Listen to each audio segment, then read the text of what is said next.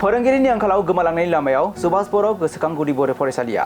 फोरोंगिरि गैयैनि जाउनाव गोमालांनो हमगासिनो दं सुभाष बर' गोसोखां बर' गुदि फरायसालियाव रायजो राजाफोरा रां खांनानै फोरोंगिरि थिसनदों। बर' बिजोंखौ फोथांना लाखिनो नारा नाथा नाजादों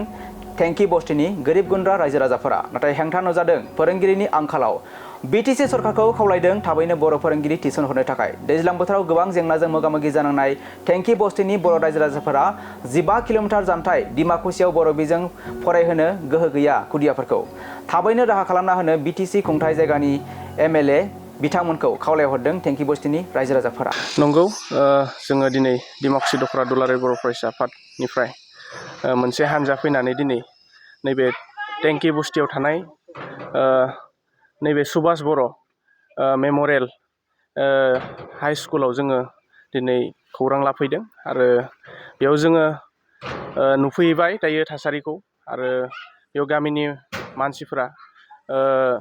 साफ्रोमबो गामिनि मानसिफोरा मोनसे आसा दङ गावनि बिजोंजों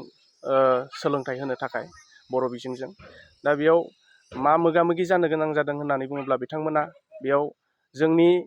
बर'नि जि सोमावसारनाय मार्टियार जि सुभाष बर' बिथाङा बिथांनि मुङाव नैबे फरायसालिया गायसनजादों, नाथाय दासिमबो जोंनि नैबे गुदि फरायसालिया जोंहा सरकारि नङा। दा बेखायनो बिथांमोना खोब दुखु फोरमायदों जोंनि सिगाङाव। आरो बेखायनो जोङो डिमाकुसि दख'रा एबसुनिफ्राय जोङो सरकारखौ खावलायो जोंनि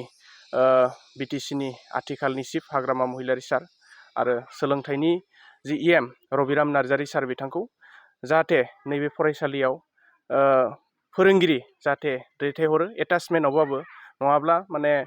थोंजोङै नियाव फरायसालियाव फोरोंगिरि दैथायहरनानै नैबे ओनसोलनि जिखिनि लुबैनाय बेखौ जाहाथे सुफुङो। मानो होननानै बुङोब्ला बिथांमोना गोबां बोसोरनिफ्रायनो नियाव रायजो जागासिनो दं आरो बेयाव 200-300नि खाथियाव बर' न'खर दं। आरो बे साफ्रोमबो बर' न'खरनि साफ्रोमबो जोंनि रायजोफोरा हास्थायनाय जिहेतु बे ओनसोलाव गोबाव समनिफ्राय रायजो जादों हिसाबै बर' बिजोंजों सोलोंथाइ लानो बिथांमोनाबो गोबां गोसो गुदुं। बेखायनो नैबे आरो ओनसोलाव जोंहा भुटान आरो भारत जि सिमा बर्डार, आरो बे भुटाननिफ्राय जिखिनि दै बोहैबोयो बे दैमाया बिथांमोननि गामिखौ सेंखावनानै बोहैलाङो। बे सुक्लाय दैमाया बिराद गोदोर मोनसे दै बोहैयो आरो बेयाव नैबे टेंकी बस्तिनिफ्राय डिमाकुसिसिम थांनो थाखाय उन्दै बे फरायसाफ्रा जायफोरा थाखो 1निफ्राय बा क थाखोनिफ्राय कमान थाखोनिफ्राय थाखो 5सिम फरायनो थाखाय बिथांमोना डिमाकुसियाव थांनो थाखाय उन्दै फरायसाफ्रा जोबोद असुबिदा जायो। दा बेखायनो बिथांमोना गावनि न'खर खाथियावनो गामियावनो नैबे जिहेतु सुभाष बर' एक्सुवेलि जोंबो जिहेतु बहुद माने दुखुआवनो दङ, दुखुजोंहाय फोरमायनो हास्थायदों माने सरकारा थाबैनो जोंनि बे समयसाखौ जों सुफुङो। जिहेतु 1991 11 एप्रिलाव जिहेतु मुंख्लं जानाय बिथां सुभाष बर' बिथांनि जि मुङाव जि स्कुलखौ गायसननाय जाबाय, मोनसे आसा लानानै बेयाव थानाय बर'फोरा जाहाथे गावनि रावखौ सोलोंनो हायो, गावनि बिमानि रावजों फरायनो हायो, बेखौ मोनसे आसा लानानै बेखौ स्कुलखौ गायसननाय जादोंमोन। नाथायबा दिनै बेबायदि अबस्था आरो जिहेतु जों मिन्थिगौ BTC सरकार गासै बर'आनो गोजा लिडारफोरा, बेखाय बियो इमान गिदिर खौरांबो नङा जे बेयाव सासे फोरोंगिरि दैथायहरनो थाखाय बारा गिदिर खौरां नङा। बेखायनो सरकारनिसिम गुरै माने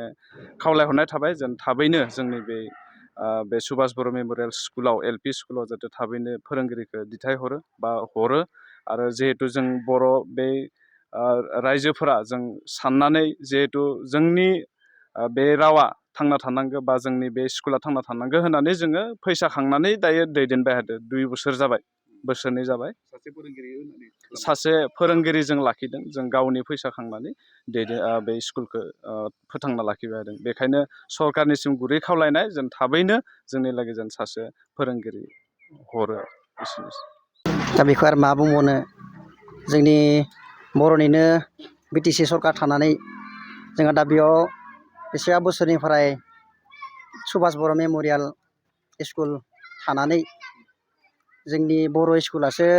माने गोमालांनो हमबाय। बेसेबा हारसा मिडियामासो थांना थाबाय। बे हिसाबै जोंनि बर'नि गिदिर गोलावफोर थानानै जोंफोरा माने बर' रावखौनो जों जुदि सोलोंनो हायैनि थाखाय जोङो गोबां फोरमायसहायै माने दुखु मोनो आरो जोङो गोसोआव रायजोफोरा जथेस्थ' खस्थ' खालामनानै गथ'फोरखौ माने गुबुन गुबुन जायगायाव दैथायहरनानै फरायहोनो गोनां बाध्यता जादों आरो हाजिरा मुजिरा मावनानै जानाय थाखा फैसा थोब्लि माब्लि जायो बेनि गेजेरजों जथेस्थ' खस्थ' खालामनानै गथ'फोरखौ शिक्षा दीक्षा होनो गोनां जादों किसुमाना होनो हायियाव गथ'फोरा गाज्रि लामाजों थांनो गोनां बाध्यता जालांदों बेनिखायनो जोङो सरकारखौ जों खावलायनो नागिरो जाहाथे जोंनि बे स्कुलखौ थाबैनो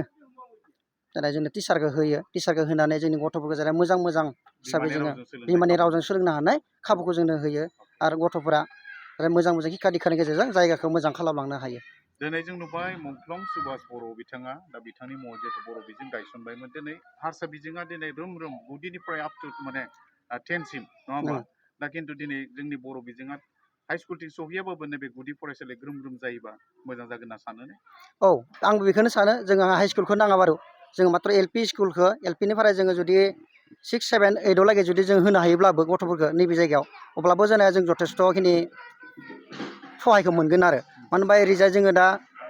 जुदि जों 6आव बा 5निफ्राय जुदि जों गथ'खौ बख'नो गोनां जायोब्ला जोङो दैसायाबो एसे प्रब्लेम दोङो दैसा बारनो हाया दैनि थाखाय जथेस्थ' प्रब्लेम जायो बेनिखायनो जोङो 6, 7, 8 लागै जुदि जों गथ'खौ नैबे जायगायाव जुदि फरायहोनो मोनोबा जों बिथिंजाय गथ'खौ माने गोजान जायगायाव दोननो होनबाबो हायो आरो सरकारखौ मा खावलायगोन मा लानायखौ लुबैयो